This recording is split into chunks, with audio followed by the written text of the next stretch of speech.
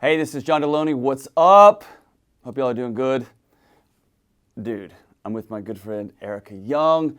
She's been in the Ramsey ecosystem for about 250 years, and she's still this beautiful. And we've been waiting for her to come for weeks, and I'm so excited that she's here. She is a coach. She is a creator, and she helps people navigate the choppy waters that are every day. And so I'm blessed. I'm gonna take this opportunity to learn from her, and I can't wait, and I'm glad y'all get to sit in on this. So, what's up? Oh man, everything. It's awesome to be here. Yeah, Thanks for awesome. having me. You bet. So here's where I want to start.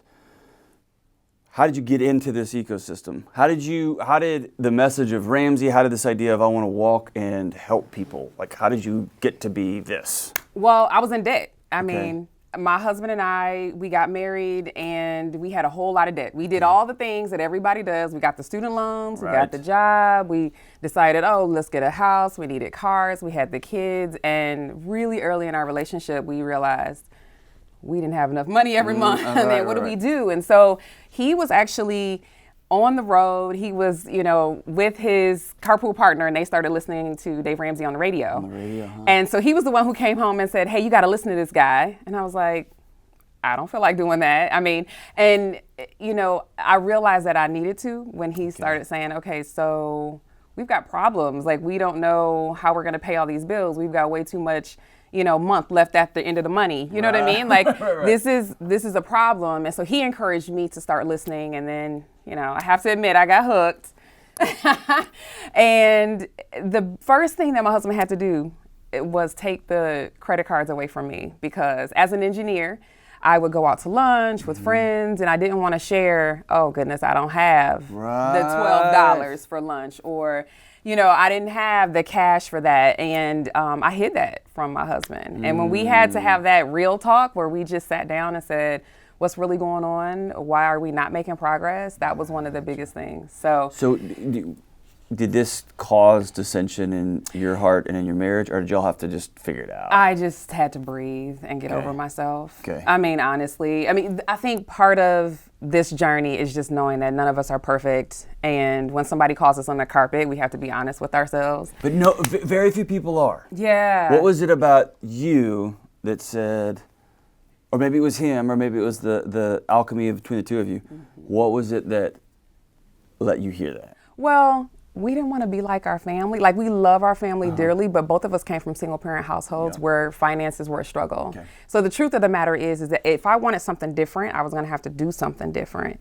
And we were falling into the same trap of, paying debts and things like that, and so we just needed something different. And that's kind of when we drew the line in the sand and said, let's change our family tree, because otherwise we'll lead down the same paths that were previous to us.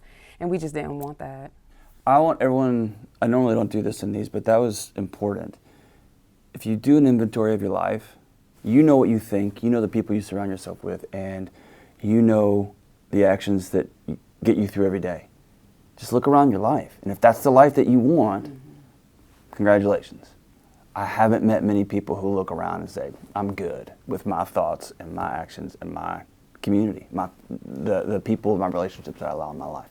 That's big. Yeah. So tell me about the move from being able to hear from somebody, looking in the mirror and saying, I got to make some changes inside my heart and the way I'm living my life. And what led you from an engineer to, no, I want to sit at a table with somebody and help them walk their journey? Yeah, well, I had to play some stupid tax, right? In the beginning, honestly, because, we tripped over ourselves in that journey, even after that initial, come to Jesus meeting. You know what I mean? So we had moments where we just still didn't have enough money to get the car fixed. And so we went further into debt. And we had moments where, we were frustrated and, made decisions we wish that we hadn't. But the whole point was we took Financial Peace University. We saw Dave Ramsey live when he came into our city, and we started to get a clue and take action on that. And so it took us 5 years to get out of about $90,000 in debt, but we decided we didn't want that life anymore, and I wanted to help other people do the same thing. I didn't want people to take 5 years. I wanted to see what was it going to take for them to not trip over themselves like I did? And what are the resources and tools? How can I support them and encourage them in that journey? That was a big thing. Did you have to get extra training, or did you just take your life lessons? Did you go back to school? Like, what was the gap from engineer to human helper? I honestly went through coach training with Dave Ramsey's team. I brought my husband in 2006. We got trained, and I caught the vision of making a difference for somebody else. And that was huge because, and I didn't honestly do a whole lot of other training other than reading the books, going to conferences and learning about personal finance. And it starts with the budget. And that's exactly what Dave says. So we took that to heart. So one of the things in a mental health space I think is important to point out, if you're suffering from major depressive disorder, one of the first things they will do for you is give you a plan of little wins. So let's say somebody can't get out of bed. They can't communicate. They've got phobias. They can't. The goal is to get a little win, is to get a plan and get a little win. Get out of bed, just take a shower. That's it. You win today. And then we're going to try again tomorrow. We're going to go again tomorrow. And there's something about the budget, and there's something about getting either with your partner or with an accountability friend and doing it together, right? And then you get that little win, that little win, and that little win, and that little win. Yeah. So stay tuned, because we're going to continue this conversation moving forward. But I do want to ask you this before we leave. What if you had to distill down, when you look at somebody and they come to you, they are terrified, they've done the yellow pad math, and then they get that whoa moment. And in my world, they do that when they check their husband's search history and they realize, oh, I'm not the only one, right? Or they realize that they're having another anxiety attack and they got to say something, right? Or. When somebody has that moment, what, in your experience, you've been doing this a long time, what's the step from realization to action? Oh, that's good. I really feel like the reality check is the big moment. People are so afraid of looking at the numbers. They're terrified. That's the biggest thing. People don't want to look at it. They sweep it under the rug. They say, I'm not looking at my credit report. I don't want to add up the debt. And I personally think doing that by yourself is problematic. So doing that with someone, making certain that you're not alone in that journey, and sometimes that's with the coach, and sometimes that's with the partner or with a friend, and knowing that there's no judgment, right? It just is. We all do things that we wish we had, and we all have a past, a money past, and so knowing that, one, you're not the only one, and two, that you don't have to walk that path alone. But looking at the numbers is critical, and you can't go anywhere. You can't make any progress if you don't see the issue. You've got to see it. And I tell people that all the time. It's not helping you at all to sweep it under the rug. See no evil. It doesn't help you right now. And so we've got to look at it in order to be able to attack it and find a way out. So, I kind of like my analogy I use is the GPS lady. I wish she had a name.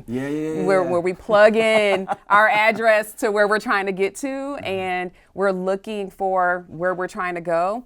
Guess what? She's got to locate where you are right now. That's what GPS is, right? Like, she's got to locate where you are, or, any path will take you anywhere. So she locates where you are, and then she's able to give you a roadmap to where you're trying to go. And so she can't even function without knowing your current location. And so how can you function about getting to your goals without knowing your present state? That's so vitally important. So, and one thing I love about the work you do was highlighted in, of all places, the Last Dance series that came on. I love the Last Dance series.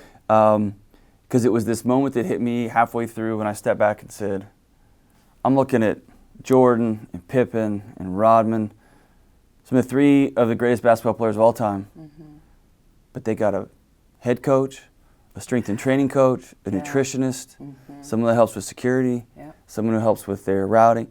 Like, you've got these brilliant minds, you've got these extraordinary athletes, and they still know the importance of leaning on a professional to give me a view of this that I'm not seeing.